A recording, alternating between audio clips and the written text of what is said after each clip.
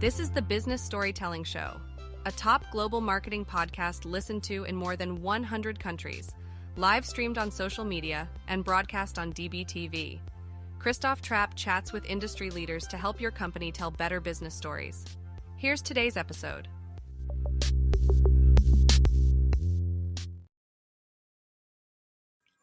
Episode 689, my friends. Welcome. We're going to be talking about how to write for the busy reader. Very interesting topic to me. Yes, we need more books on that topic because some people's copy. Oh my God, why is this a long paragraph? Why is there no paragraph breaks? Why is the whole page a paragraph? Seriously, we don't think about that. And then, of course, we have the design elements. Gray text on similar colored background. Who comes up with this crap? Not me. I'm just complaining about it. We're talking to Todd Rogers. He's the author of How Writing for Busy Readers. Very, very good read, actually, to find out how do you do that? Why are people struggling with it? And how can we do better? Let's get him on the show and find out. Todd, welcome. All right. Good to be here. Blow it up. It's really nice to see you. And, it is a topic certainly that people need to think about. And I think a lot of people struggle with this, quite frankly. And why is it? Is that because we're just used to writing for ourselves and not for our readers? Or what is the problem? The way Jessica and I, my co-author in this book, think about it is that we were taught how to write well, and that is different than writing effectively. And what we end up doing a whole research program on is how do we write in a way that makes it easy for readers to read what we write, and that ends up making us much more effective. So what's interesting to that is writing well. We were taught to write well. I mean, even that's debatable, right? When I think about some of the ways people taught me how to write, I mean, is that really good writing? I don't know. Maybe it is. Maybe it's not. Maybe it depends on the style. But how do people make the switch to writing effectively? And maybe before we go too deep here, not to define every single word in the podcast, but what is effective writing? Like, what does that even mean? How do you define that? So our goal, my goal in this program of work is to help writers achieve their goals. And so that presumably we are writing because we are trying to get people to read, understand, and sometimes respond to what we put together. And more often than we would like, people are not reading any of it. And I'll often start when I teach this material to companies, governments in my classes here at Harvard. I'll start with raise your hand if you've ever been in a meeting where you wrote something in advance and the person is saying something to you or asking a question and you are fighting back the contempt of saying, didn't you read the thing? I don't understand. Didn't you read the thing I sent you? And everyone has had this experience. That's what we're trying to work on, is how do we make it more likely that we as writers will succeed in conveying whatever we're trying to convey and prompting whatever response we're trying to prompt. What's interesting about the meeting example, when people send me assignments to read before a meeting, I always go, what is the meeting about? Is the meeting about them just regurgitating what I already had to read? Do you know what I mean? And I think was it Jeff Bezos? Not that he does everything well, but certainly he's successful. But I thought it was him who said something about his executives, when they have things to read, they literally read it together in the meeting. So people read it. So you don't have to regurgitate what's in there for the people who didn't read it. And then the people who didn't comprehend it. I mean, that's a whole other thing, right? You might have people who might read it. You have people who don't even, or they only get specific pieces, right, that are important to them or whatnot. So maybe that's one way around that, or maybe not. Yeah, I mean, you're describing an important problem, which is if I do we're just doing the specific use case of a meeting, of a pre-read. If I am uncertain about whether you are going to have read the thing I put together, then and there are multiple people there, then I'm definitely going to regurgitate it, as you say, in the meeting. That's kind of how we're going to spend our time, because there's not a norm of reading it anyway. And so what Bezos and Amazon do is they actually have a norm that's almost like an iron law at Amazon, where they spend the first 7 minutes of every meeting reading the memo that was put together before the meeting to make sure everyone is on the same page. Then we just get to launch from everyone having the same information. And so instead of trying to get people to read it in advance, they just structure their meetings so that it is uniformly read in the meeting. But that's not what we're focused on. We're focused on practical writing. Could be memos, could be web content, could be emails, could be marketing messages, could be text, could be forms, could be Slack messages. But basically, how do we write in a way that makes it more likely people will read, understand, and respond? That's what this book is, the science of how to do that.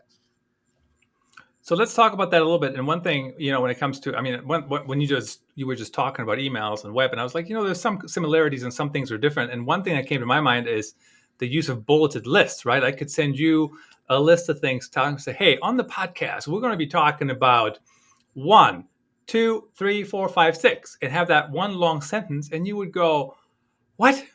But if I send you the same thing and make it a bulleted list, right, you could literally have it up and you're like, oh, I know where Christoph is going next. I know what's coming next. I don't know what crazy question he's going to ask me, but it makes sense. I can scan it. I can read it. So why is it so difficult for people to do that? Is it just because they're writing for themselves and it's just easier to write it out versus clicking enter and making a bulleted list? We have a study that we report in the book that we didn't do, but it's amazing. It's in Swedish, where they're doing this experiment where they have the same text, and it is just a really intimidating paragraph that's maybe 10 lines long of text. Or in the other condition, they had all 10 sentences in their own bullet. And then they did a comprehension check. And even just spreading it out so it was less visually intimidating made people more likely to read it and be able to report later in answering comprehension questions. So it's in line. Your intuition is exactly right. Why do we do it? I think that we are taught how to write well. And that means, to the extent that we're taught to write how to write, we're taught how to write well. And that means paragraphs, beautiful sentences.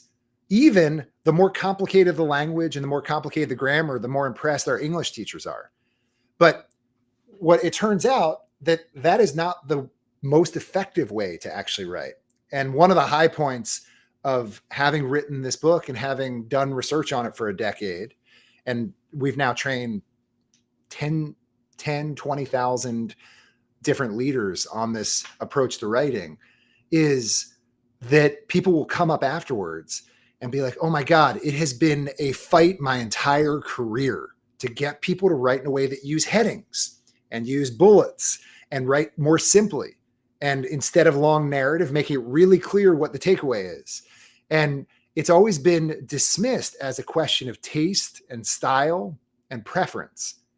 But what we're actually showing with a bunch of dozens of randomized controlled experiments is it's not a question of taste, style, and preference. It's actually just an objective question of effectiveness. It is objectively better, and we can show it empirically.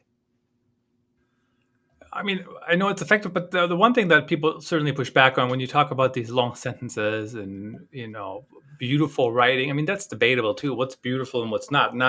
Hardly anybody in marketing has to be Stephen King, right? Or somebody like that. We're not fiction writers, hopefully, anyways, when we're doing marketing messages. But when you have, when you talk about that, some people will say, oh, but then it's like, is everybody just going to skim? And I think maybe, I don't know. And I'm not going to change their mind anyways, how they read, right? Like, why is that? And then, it's kind of like didn't you read the thing, the accusatory? It's always the audience's fault.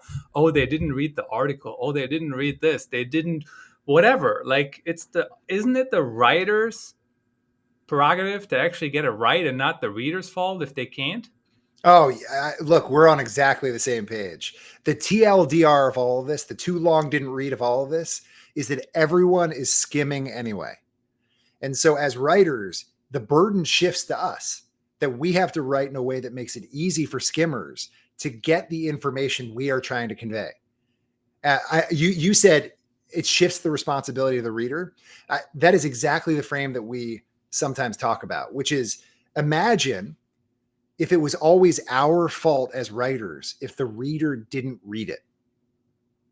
Like, just shifting responsibility that way, if you just even humor that approach, it takes on a different feel. It's like, oh yeah, okay, I know that they're busy and I know they're skimming.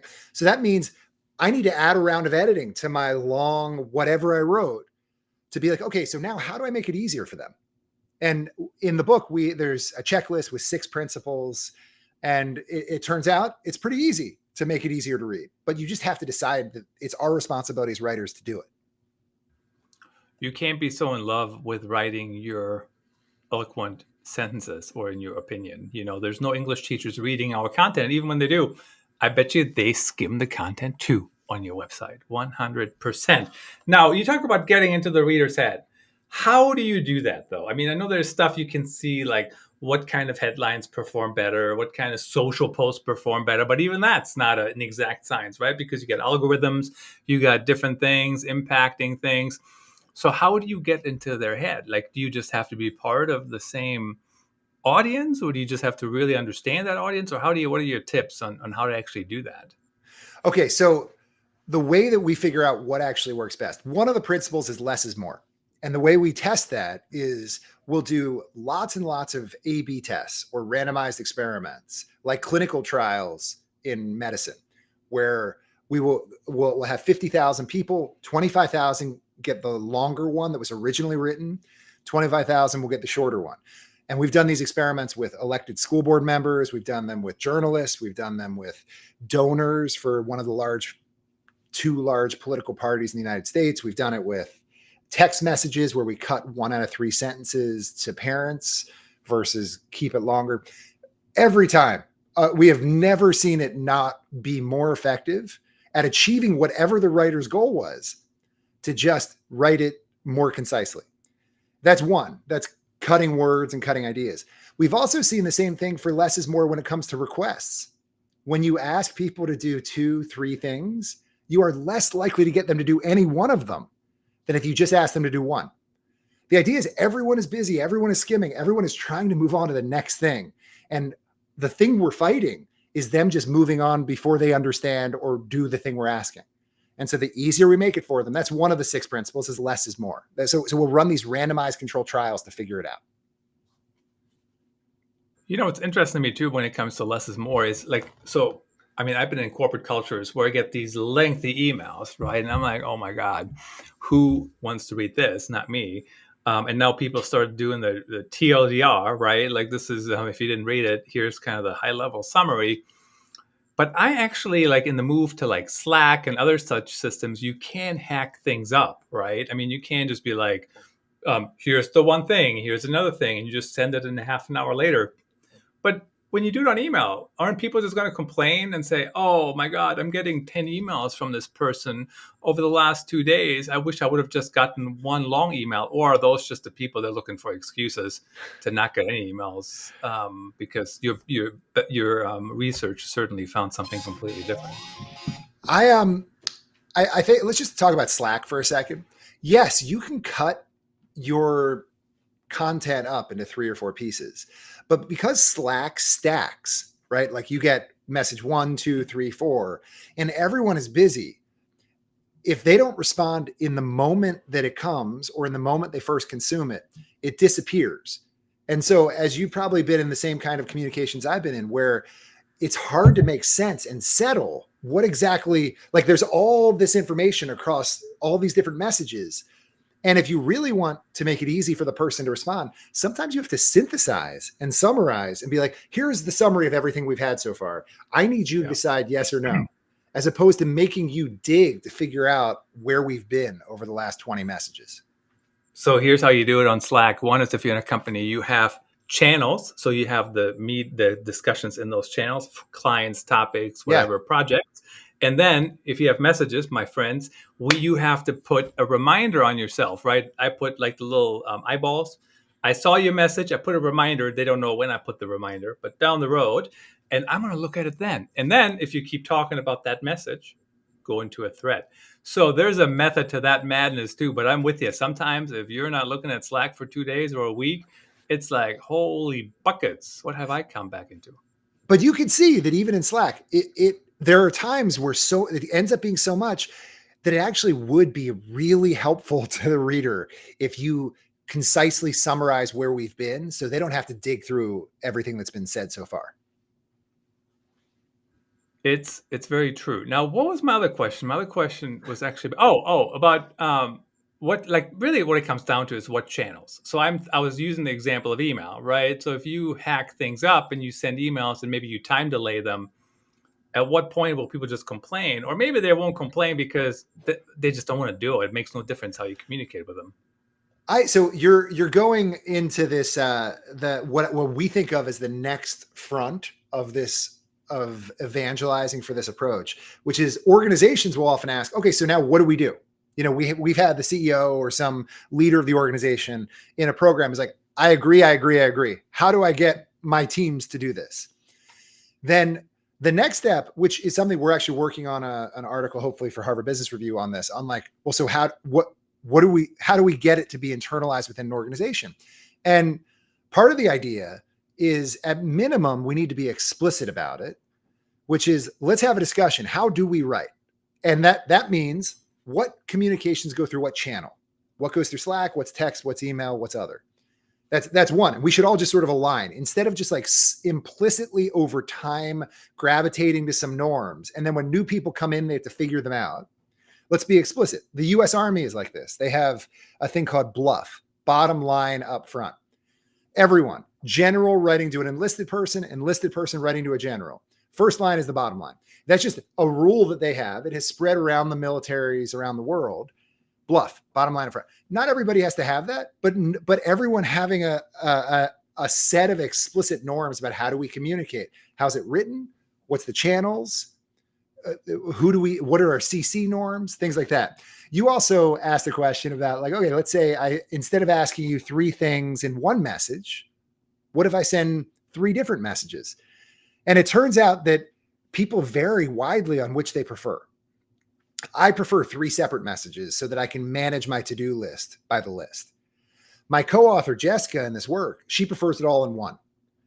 And we did a survey of this, and people are widely varied on this, which is another reason why we should be explicit and ask people, like, if to the extent that you and I communicate a lot, if you and I, we're collaborators, we work together, I should probably just ask you, like, would you rather they all be in one, or would you rather I send them as separate items?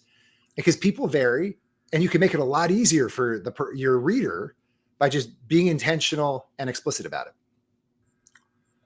Honestly, I prefer to get no email at all. Like, don't email me. You like send me a Slack message. Okay, fine. But even in Slack, would you rather they be together, or when I text you, would you rather me have separate messages stacked, or or I'll just never communicate to you? We're good. You.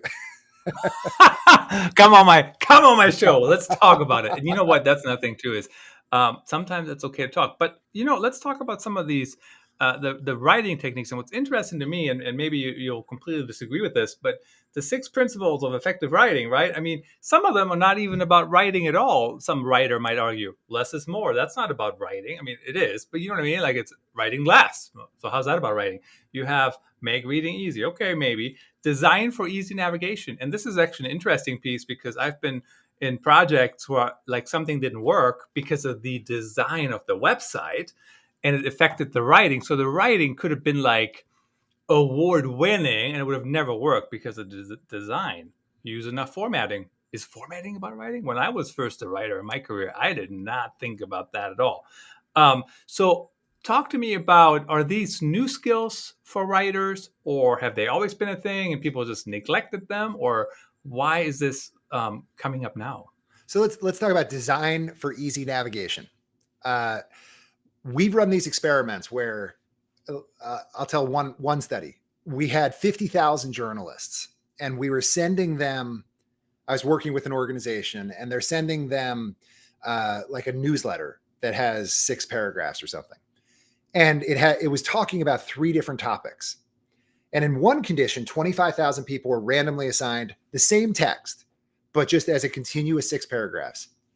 In the other, we've added headings. So topic 1, topic 2, topic 3.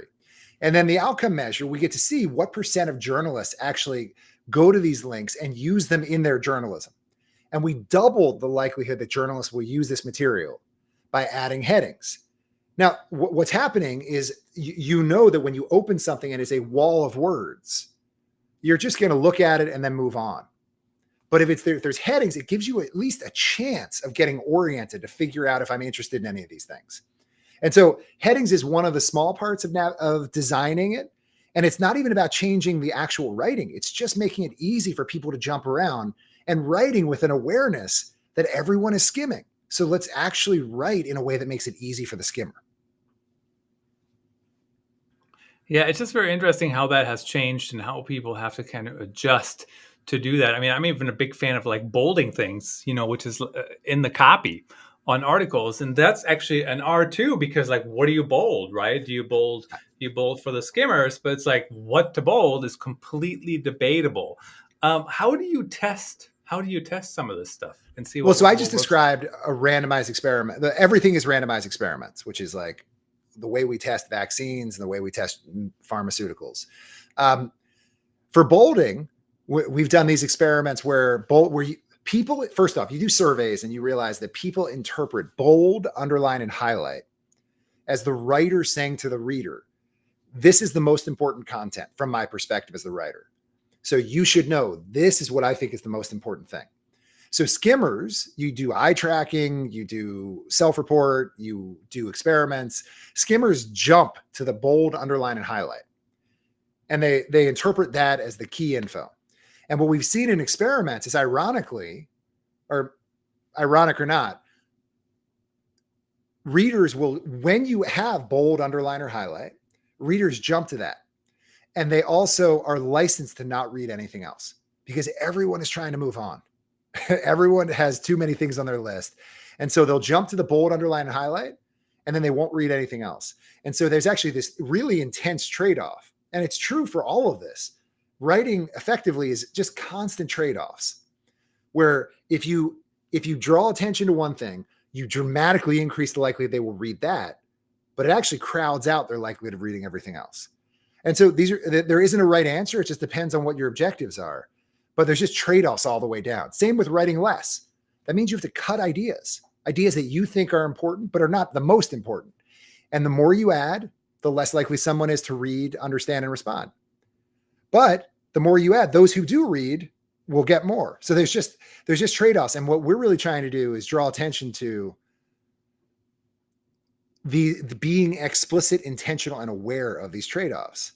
And if you want to be effective at achieving your goal, you've got to be aware of them. One of the things, and I'm sure you've done this with your work too, it surprises me how often the real contribution is helping people figure out what their goal even is. That's actually like the first order. You can't write effectively without knowing exactly what you're trying to achieve. And weirdly, a lot of people don't know their goal until after they've hit send.